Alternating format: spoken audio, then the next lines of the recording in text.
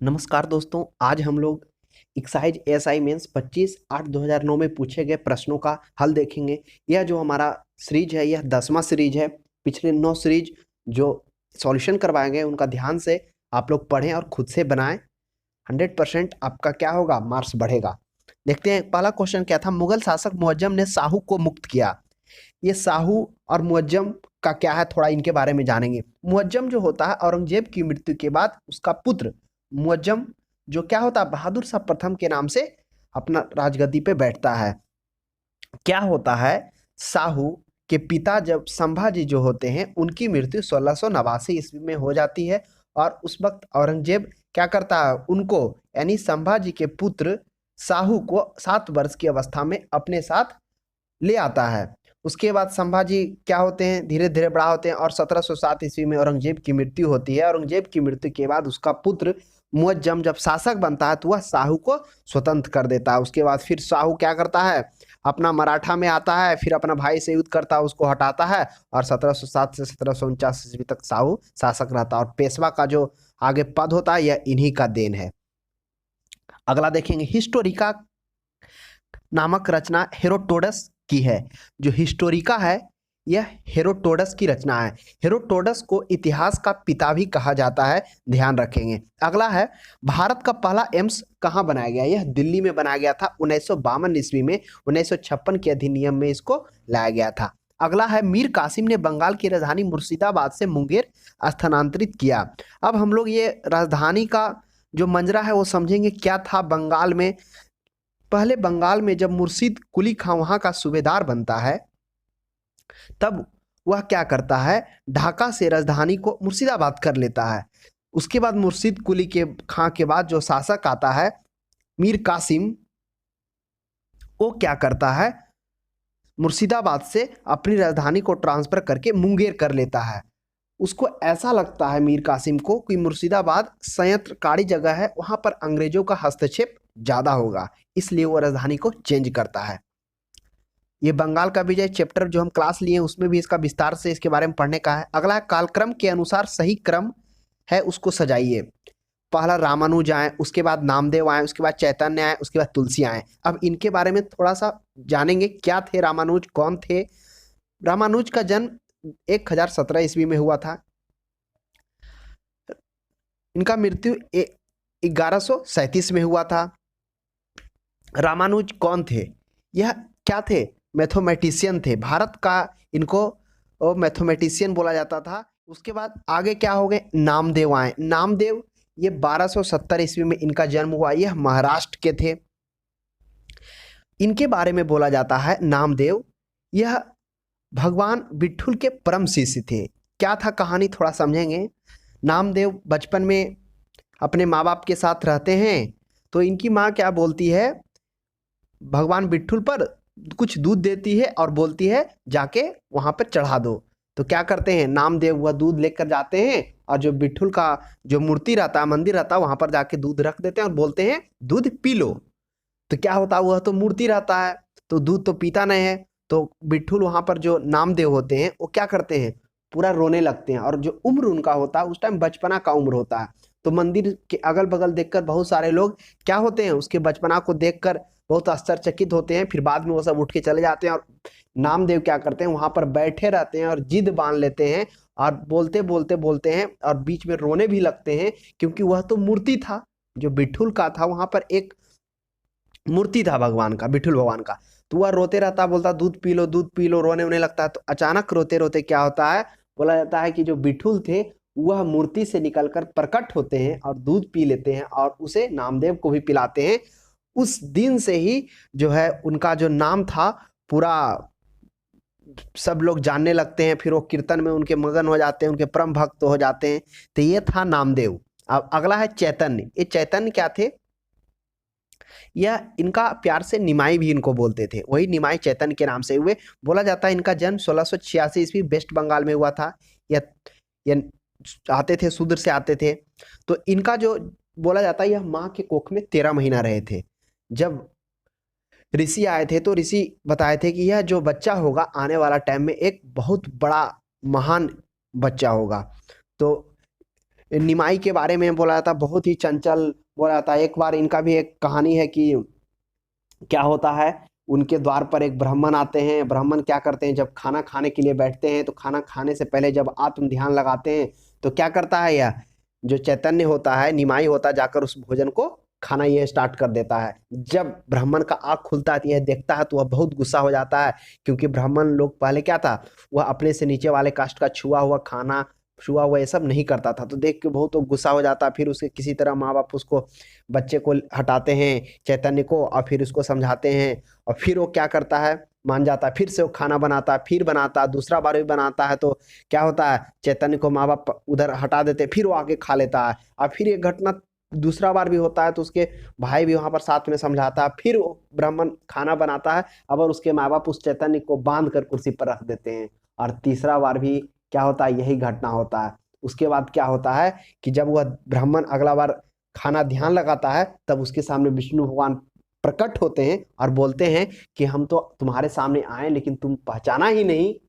तो उसके बाद क्या होता है, वह जैसे ही आँख खोलता है ब्राह्मण, और जो चैतन्य रहता है उसको प्रणाम करता है, और वहां से वो क्या करता है, प्रणाम कर कर वहां से निकल जाता है। और उसको वहां के बाद उसके बाद वो मतलब उसका गुणगान गाने लगता है। तो ये था ना चैतन्य जो निमाई थे। अगला है तुलसीदास। तुलसीदास 1511 ईस्वी में इनका जन्म हुआ। ये आदि काव्य जो हैं वाल्मीकि के अवतार भी माने जाते हैं।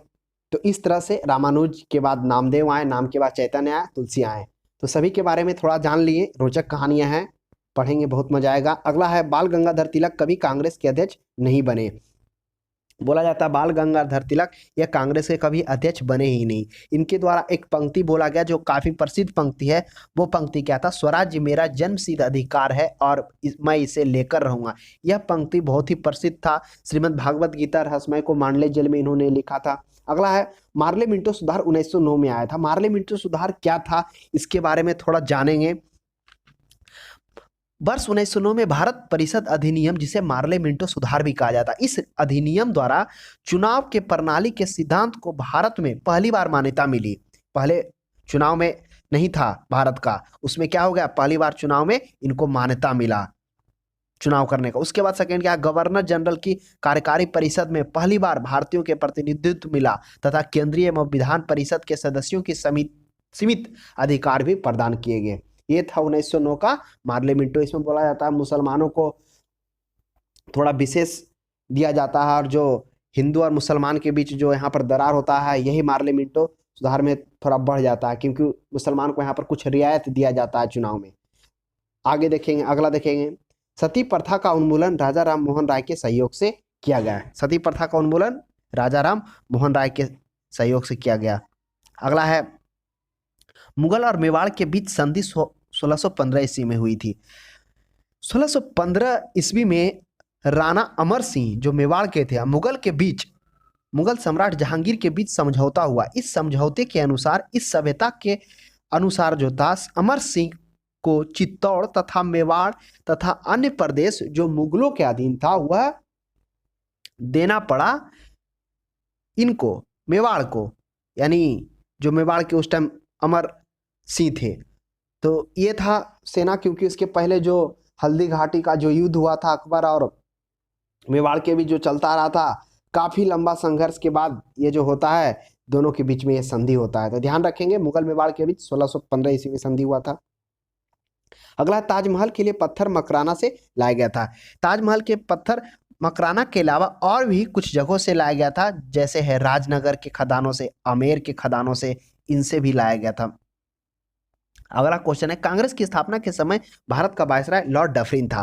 कांग्रेस की स्थापना कब होती है, 28 दिसंबर 1885 ईस्वी को। उस टाइम जो वहाँ का वायसराय लॉर्ड डफरिन रहता, लॉर्ड डफरिन का शासनकाल 1884 से 1888 रहता। अब अगर कांग्रेस की स्थापना की बात की जाए तो थोड़ा कांग्रेस के बारे में जान लेंगे। कांग्रेस के शुरू के प्रथम 4 जो अधिवेशन हुए थे वो ध्यान में रखेंगे। पहला जो हुआ था 1885 में, दूसरा 1886 में, तीसरा 1887 में, चौथा 1888 में। पहला का अध्यक्ष कौन किए थे, WC बनर्जी। दूसरा का कौन किए थे, दादा भाई नौरोजी। तीसरा का कौन किए थे, बदरुद्दीन तैयब जी। चौथा का कौन किए थे, जॉर्ज यूलो। प्रथम कांग्रेस है उसका जो अध्यक्षता किया था, कहाँ हुआ था कांग्रेस कमेटी का, तो इसका जो प्रथम हुआ था वह मुंबई में हुआ था, सेकेंड कलकत्ता में हुआ था, तीसरा मद्रास में हुआ था, चौथा इलाहाबाद में हुआ था, तो ये भी याद रखेंगे। अगला क्वेश्चन है, अलीगढ़ की संधि का संबंध ईस्ट इंडिया कंपनी और सिराजुद्दौला से। ये अलीगढ़ की संधि क्या था, थोड़ा इसके बारे में जानेंगे। ईस्ट इंडिया कंपनी और सिराजुद्दौला, जब ईस्ट इंडिया कंपनी क्या करते हैं, जब उनको व्यापारिक छूट मिलता है, जब उसका वह दुरुपयोग कर रहे होते हैं, तब सिराजुद्दौला क्या करता है, ईस्ट इंडिया कंपनी यानी जो कलकत्ता में उस टाइम जो फोर्ट था, विलियम फोर्ट पर हमला करता है, और उसके बाद वो 5 दिन तक घेरता है, उसके बाद वो उस पर अधिकार करता है, तो वहाँ पर जो अंग्रेज रहते हैं वो भाग जाते हैं। उसके बाद क्या होता है, 9 फरवरी 1757 को एक अलीनगर की संधि होती है। इस संधि के द्वारा कंपनी के क्षेत्राधिकार और विशेषाधिकार पुनः स्थापित किए गए। इस संधि के तहत कंपनी के अपने अधीन स्थलों को दुर्गीकृत करने का मौका मिला। अगला है, यज्ञ की देखरेख ब्रह्मा करते थे, जो पहले होता था प्राचीन काल में, वो यज्ञ की देखरेख ब्रह्मा करते थे। अगला, सुलह कुल की नीति अकबर ने अपनाया। सुलह कुल की नीति क्या था, सुलह कुल का मतलब था कि वह सभी धर्मों को माना। अकबर एक ऐसा था जो सर्वधर्म मैत्री था, यानी सभी धर्मों को वह अपना शासन काल में उसको जगह दिया, उसको माना, तो इसलिए सुलह कुल का मत एक क्या करता, कौन अपनाता, अकबर अपनाता, यह ध्यान रखेंगे। इटली ने आक्रमण कर मोरक्को को जीता था। अगला, जूनागढ़ अभिलेख रुद्र दामन से संबंधित है। यह जूनागढ़ अभिलेख क्या है, रुद्र दामन का जूनागढ़ अभिलेख संस्कृत का पहला अभिलेख है। इसकी तिथि 1500 ईस्वी है। इसमें बोला गया सुदर्शन का सर्वप्रथम उल्लेख इसी अभिलेख में मिलता है। अगला, मंगल पांडे का संबंध किससे है, 34वीं एनआई से था। यानी जो मंगल पांडे थे उनका संबंध भारतीय स्वतंत्रता सेनानी थे, जिन्होंने 1857 में भारत के प्रथम स्वाधीनता संग्राम में महत्वपूर्ण भूमिका निभाई थी, जो ईस्ट इंडिया कंपनी के 34वीं बंगाल इन्फेंट्री के सिपाही थे, ध्यान में रखेंगे। अगला, चतुर्थ बौद्ध संगीति किनके शासनकाल में हुआ था, यह कनिष्क में हुआ था। तो बौद्ध संगीति टोटल 4 हुए थे, चारों का ध्यान से रखेंगे। पहला बौद्ध संगीति जो हुआ था वह वैशाली में हुआ था, तीसरा राजगिरी में हुआ था, तीसरा पाटलिपुत्र में हुआ था, और चौथा कुंडलबल में हुआ था। जो पहला समिति था उसका अध्यक्षता महाकश्यप किए थे, और दूसरा का सवाकामी किए थे, तीसरा का मुगलिपुतीस किए थे, और चौथा का वासुमित्र किए थे। अब किसके किसके शासनकाल में हुआ था, पहला जो प्रथम बौद्ध समिति हुई थी वह अजातशत्रु के शासनकाल में, और जो द्वितीय हुई थी वह कालाशोक के शासनकाल में, जो तृतीय बौद्ध संगीति हुई थी वह अशोक के शासनकाल में, जो चौथे बौद्ध समिति हुई थी वह कनिष्क के शासनकाल में। तो इस तरह से चारों बौद्ध संगीति याद रखेंगे, पूछा जा रहा है हर एक में। आगे देखेंगे अब। अगला है, स्वराज पार्टी का संबंध सीआर दास से था। 1 जनवरी 1923 में रंजन दास, नरसिंह चिंतामन केलकर और मोतीलाल नेहरू और विठल भाई पटेल ने कांग्रेस खिलाफत एक स्वराज पार्टी नाम से दल की स्थापना की, जिसकी अध्यक्षता सीआर चितरंजन दास किए थे। अगला है, राष्ट्रीय ध्वज का डिजाइन पिंगली वेंकैया ने तैयार किया था। अगला, 6 अगस्त 1945 को और 9 अगस्त 1945 को क्रमशः जापान के हिरोशिमा और नागासाकी पर परमाणु बम गिराया गया था। यह नाभिकीय विखंडन का भी किया था। अलकनंदा और भागीरथी नदियां देवप्रयाग में आकर मिलती है। अब बात की जाए, अलकनंदा का जो उद्गम स्थल है सतोपंथ ग्लेशियर है, और जो भागीरथी का उद्गम स्थल है वह गंगोत्री का ग्लेशियर है, ये भी ध्यान में रखेंगे। अगला क्वेश्चन है, जगोटा त्रिकोण का संबंध दक्षिण अफ्रीका, वियतनाम और जापान से है। अगला है कि काजीरंगा जो नेशनल पार्क है वह असम में, बांधवगढ़ मध्य प्रदेश में, नंदनकानन उड़ीसा, मेघालय, मेलघाट महाराष्ट्र। तो ये जो 4 हैं वो ध्यान में रखेंगे। पहला एक बार फिर से रिकॉल करेंगे, काजीरंग असम में, बांधवगढ़ नेशनल पार्क मध्य प्रदेश में, नंदनकानन उड़ीसा में, मेलघाट महाराष्ट्र में। अगला है, दूध सागर जलप्रपात गोवा में स्थित है। जो दूध सागर जलप्रपात है यह मांडवी नदी के पास में स्थित है। अगला है, नामचिक नपुंग कोयला क्षेत्र अरुणाचल प्रदेश में स्थित है। यह अरुणाचल प्रदेश के चांगलांग जिले में स्थित है। अगला है, क्षोभ मंडल सर्वाधिक गर्म होता है। अब मंडल की बात की जाए तो टोटल 4 मंडल हैं। पहला क्षोभ मंडल, दूसरा समताप मंडल, तीसरा मध्य मंडल और चौथा आयन मंडल। यह भी ध्यान में रखेंगे, क्रम से सजाने के लिए कभी कभी दे देता। अगला है, कर्नाटक और महाराष्ट्र में अवस्थित पश्चिमी घाट को सह्याद्री कहते हैं, ध्यान में रखेंगे। अगला है, नाथुला दर्रा। विभिन्न दर्रों का संबंध भिन्न भिन्न राज्यों से उनका पढ़ेंगे। नाथुला है जो सिक्किम से, रोहतांग हिमाचल प्रदेश से, बड़मिला अरुणाचल प्रदेश से है। अगला है, रंगीत नदी सिक्किम में बहती है। जो रंगीत नदी है यह सिक्किम में बहती है। यह तीस्ता नदी का उपनदी भी है। अगला देखेंगे, अनुच्छेद 37 के तहत नीति निर्देशक तत्व को न्यायालय में प्रश्नगत नहीं किया जा सकता। अनुच्छेद 37 जो है, नीति निर्देशक तत्व के हनन होने पर न्यायालय का शरण संभव नहीं है, यही लिखा गया है। अगला है, राज्य निर्वाचन आयुक्त को हटाने की प्रक्रिया वही है जो प्रक्रिया उच्च न्यायालय के न्यायाधीश को हटाने की है, तो ध्यान रखेंगे। अगला है, भारत में 3 बार आपातकाल लागू हुआ। कब कब लागू हुआ? पहला 1962 में, दूसरा 1971 में, तीसरा 1975 में। तीसरा जो हुआ था वो आंतरिक अशांति के कारण किया गया था, यह भी ध्यान में रखेंगे। उसके बाद है, भारत में उद्देशिका में आर्थिक स्वतंत्रता का मौलिक अधिकार का वर्णन नहीं है। जो उद्देशिका है उसमें मौलिक स्वतंत्रता का अधिकार का वर्णन नहीं है।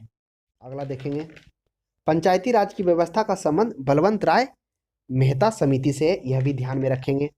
यह क्या था? कह रहा, बलवंत राय मेहता समिति का गठन पंचायती राज व्यवस्था को मजबूती प्रदान के लिए बस 1956 में बलवंत राय मेहता की अध्यक्षता में किया गया था। इस समिति ने स्थानीय स्तर पर त्रिस्तरीय व्यवस्था को जन्म दिया। कौन कौन था? पहला ग्राम पंचायत, दूसरा पंचायत समिति, तीसरा जिला परिषद। यह बलवंत राय मेहता समिति का ही देन था, ध्यान रखेंगे। अगला है, केलकर समिति ने अंतर्राष्ट्रीय परिषद के गठन की सिफारिश की। ये केलकर समिति था क्या? देखिए, डॉक्टर वी केलकर की अध्यक्षता में पीपीपी मॉडल से संबंधित केलकर समिति की रिपोर्ट पर 28 दिसंबर 2015 को जारी की गई। केलकर की अध्यक्षता में बुनियादी ढांचे के विकास के पीपीपी मॉडल पर फिर से विचार करने और इसे मजबूत बनाने के लिए समिति का गठन किया गया, यही ध्यान में रखेंगे। अगला, उद्देशिका में 42वें संविधान संशोधन द्वारा समाजवाद, पंथ निरपेक्ष, अखंडता जोड़ा गया। तो यह जो 42वां संविधान संशोधन 1976 ईस्वी में हुआ था, इसको लघु संविधान भी कहते हैं। इसी संविधान में क्या हो गया था? राष्ट्रपति को संसद के द्वारा जो भेजा गया था उसको मानने के लिए बाध्य किया गया था। उसके बाद इसमें क्या किया गया था? 42वां संविधान संशोधन क्या किया गया था? आपातकाल को 2 महीना कर दिया गया था। लगेगा 2 साल तक रहेगा आपातकाल। तो ये सभी बहुत सारे इसमें बदलाव आए थे, इसलिए इनको लघु संविधान भी कहा जाता है। अगला है, भारत के राष्ट्रपति को संसदीय प्रक्रिया द्वारा पदच्युत किया जा सकता है। यानी राष्ट्रपति को जो पद से हटाने का है, महाभियोग के द्वारा हटा सकते हैं, जिसका अनुच्छेद 61 में वर्णन है। अगर अगला, संघात्मक सरकार का तात्पर्य होता है शक्तियों का एकत्रीकरण। यह एक ऐसी प्रणाली है जिसमें केंद्रीय तथा स्थानीय सरकार एक सामान्य प्रभुता के अधीन होती है। यह सरकारें अपने अपने निश्चित क्षेत्र में सर्वोच्च होती है। उनका कार्य क्षेत्र संविधान द्वारा निश्चित किया हुआ होता है, यही होता है संघात्मक सरकार। अगला, भारत का राष्ट्रीय वृक्ष बरगद है। भारत का राष्ट्रीय जलीय जीव गंगा का डॉल्फिन है। अगला, चिली की चुकीमाता खान कॉपर के लिए प्रसिद्ध है। ये जो चुकीमाता खान है कॉपर के लिए प्रसिद्ध है। अगला है, नर्मदा बचाओ आंदोलन से मेधा पाटकर जुड़ी हुई है।